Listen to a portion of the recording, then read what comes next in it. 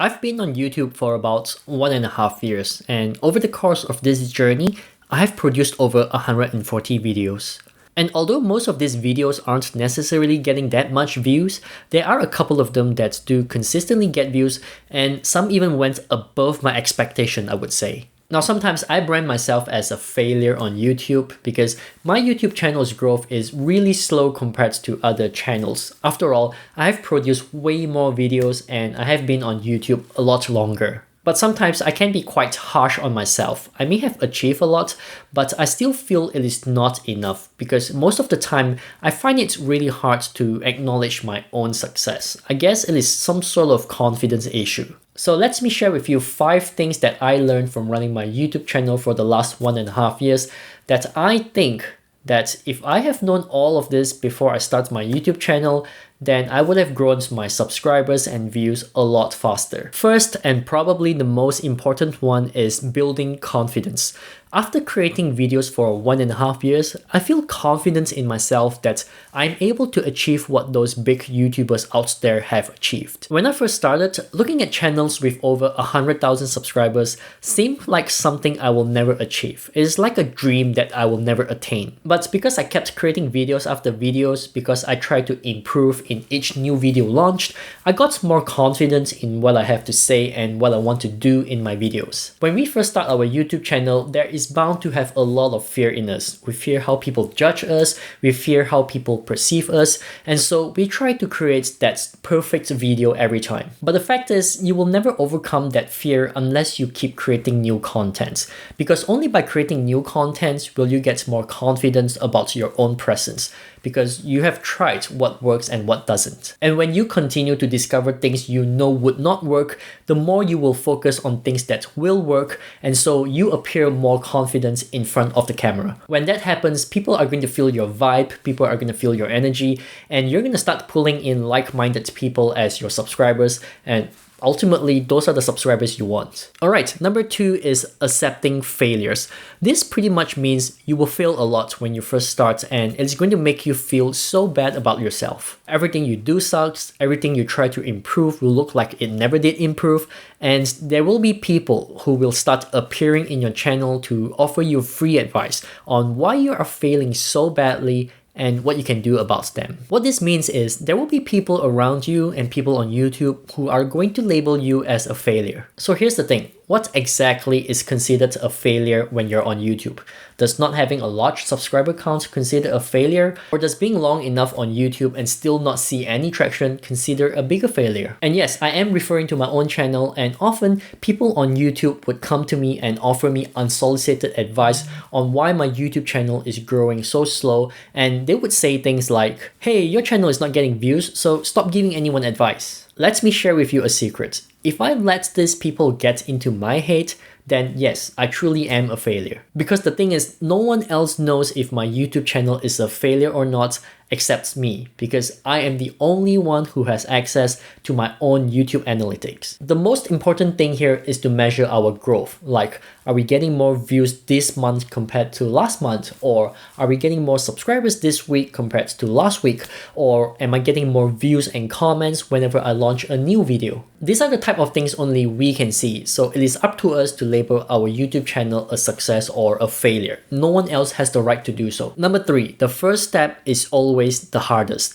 Running a YouTube channel is like taking baby steps. The very first step is always the toughest, and we will always fall. But here's the beauty. Our human will is pretty strong. We're not going to tell ourselves to stop trying to walk just because we keep falling. Instead, we will always stand right back up and try to take the next step again and again until we get it right. This is the same with running a YouTube channel. When you first start, everything is exciting and fresh and new, but once you upload your very first video, you get literally no views, and immediately you start blaming YouTube for not giving you the love. But what I found is we're often comparing ourselves to big players. It is like watching NBA players. It looks really easy to shoot a 3-pointer. It is only when we try to do it ourselves that we realize that these NBA players, they train a lot and they train really hard to get to where they are. Everything we do takes practice and training, and most channels fail at this very point because as we grow older,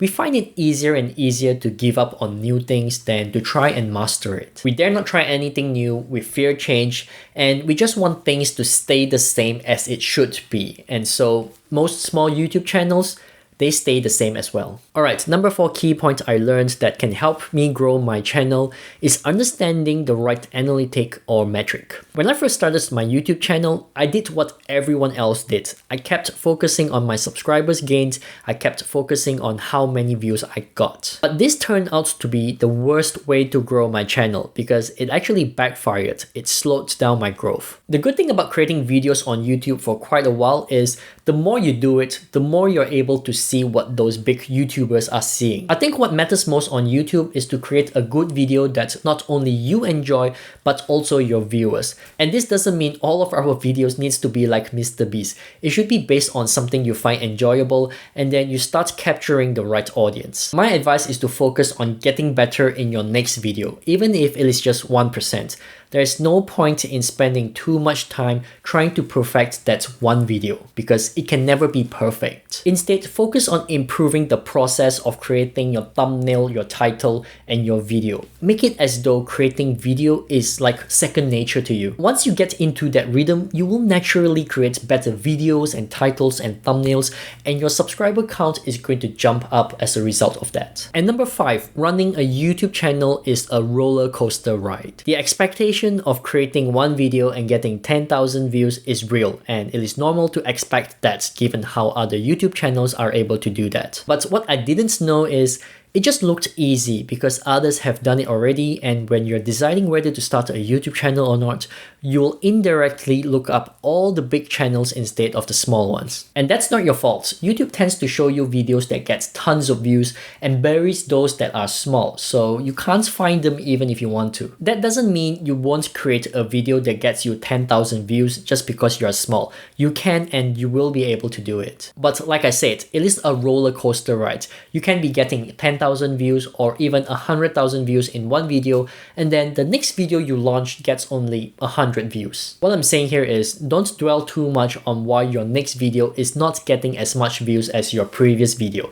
It is actually really hard to understand why some video just randomly blows up. You must try and move on as quickly as possible. If a video gets fantastic views, great. Have a look at the title, the thumbnail, and find what aspect of the video you did differently that might have caused those views, and then do more of it. If a video gets abysmal views, you can still be sad, but maybe for just an hour or so, and then you're gonna move on and start thinking about your next video. There will be ups, there will be downs. The sooner you accept that fact, the sooner you can keep going. Now, admittedly, all of the points I mentioned are actually not obtainable when you first start your channel. So my suggestion to you is enjoy the process. Just enjoy the process of creating videos, of learning how to use Photoshop to create great looking thumbnails, as well as understanding your analytics and how to leverage them. The YouTube journey is a long one, so you might as well make it fun and enjoyable. And if you do feel like you need help with your videos, then you can always learn from other YouTubers who have made it.